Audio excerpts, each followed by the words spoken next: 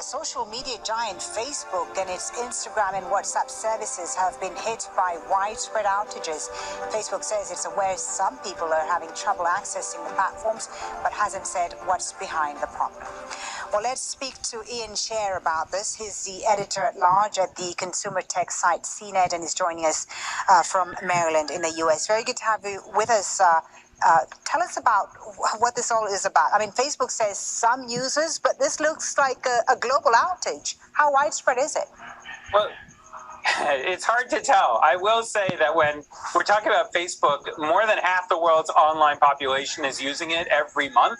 So, a few users can be a lot of users. But this is a significant look. These outages happen from time to time. Right. Sometimes they are the result of bad behavior, hacks or something. Other times it's someone who pushed the wrong button. And this time it seems like it may have been not a bad thing. It may have been someone pushed the wrong button or some computer is misconfigured, and that'll get fixed at some point. But this has been going on for over an hour now, which is long. Yeah.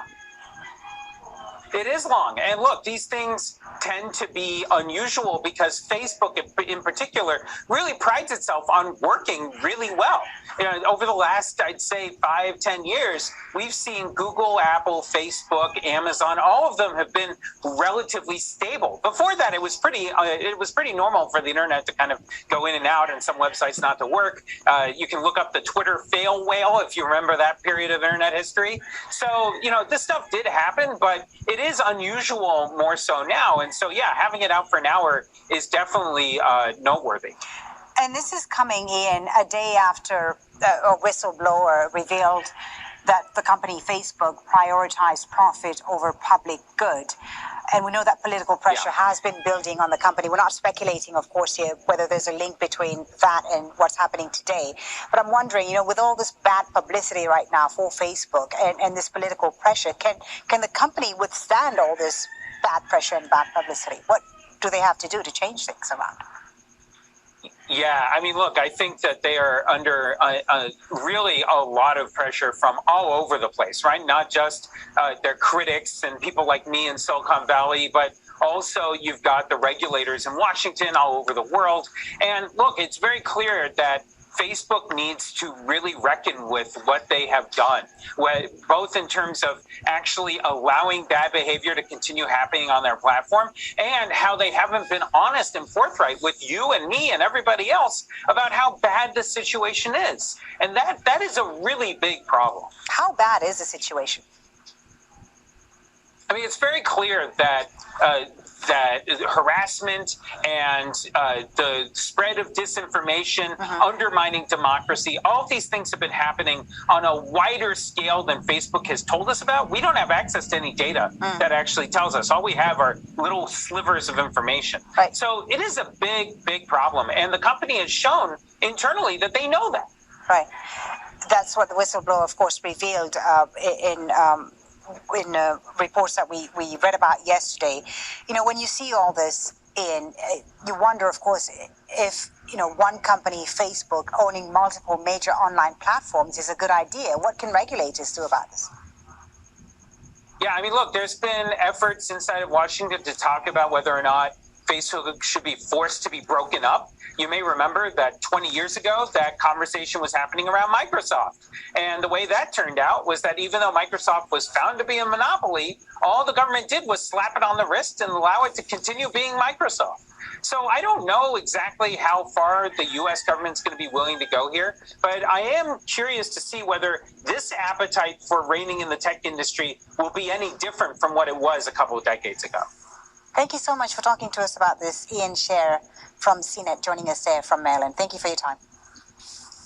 Thank you. Kasambuhay ng Nestle ang mga athletes para maging champions in life. Watch their story. Snack time? Make it your kid's favorite Chucky time. Choco Lady Body.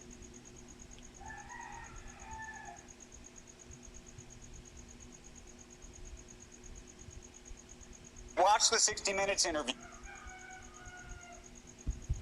And now we're going to move to another issue of the morning. Big story. Facebook whistleblowers And now we're going to move to another issue of the morning. Big story. Facebook whistleblowers now accusing the social media giant of misleading the public and the company's investors. Former product manager Frances Hagen saying that Facebook places profit over safety when it comes to its products. We're joined now by a company executive, Monica Baker. She's the vice president of content policy at Facebook. She's with us on the Squawk Newsline. Monica, you watched the 60 Minutes interview last night, and effectively she said that the company changed the algorithm such to create more engagement by surfacing stories that involve either misinformation or effectively hate. What do you make of that? Well, first of all, that's absolutely not accurate. The news feed algorithm change that was referenced was from 2018, January 2018. That was designed to prioritize meaningful interactions between friends and family. So basically to have the exact opposite effect. It was supposed to connect people with the ability to have conversations with their friends and family, which research told us would be good for people's well-being. And since then, of course, we have, and by the way, we knew that would have a hit to our business, and there was a hit to our business.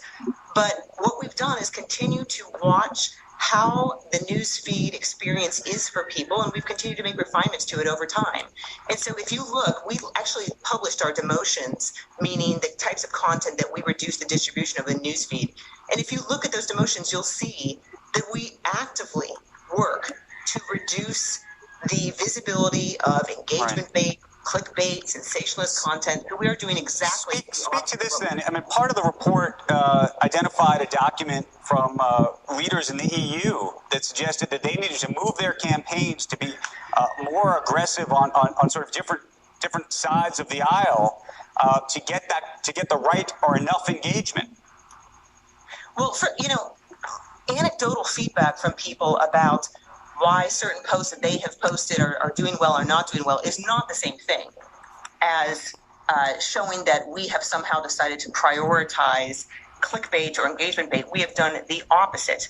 And the meaningful social interactions change, which was the January 2018 change, was something that actually, as you probably know, had an impact on reducing news content and public content and the sorts of content that might lead people to polarization. And, this is a stat, Andrew, that I think people don't often realize. Only about 6% of the content in people's newsfeed is political content. That is not what we are about. We are about trying to connect people with friends and family, groups and pages they've chosen to follow, sure, but this is about giving people a place where they can have meaningful conversations. And, just kind of a funny anecdote, but if you think around the elections, we saw more of an increase, in fact, double the increase in posting on Halloween about Halloween than we did about the elections on election day. So, this is a place where people can connect with family and friends, and it continues to be so. And any suggestion that we are trying to prioritize engagement bait is blatantly false. Let's talk about some of the mental health issues.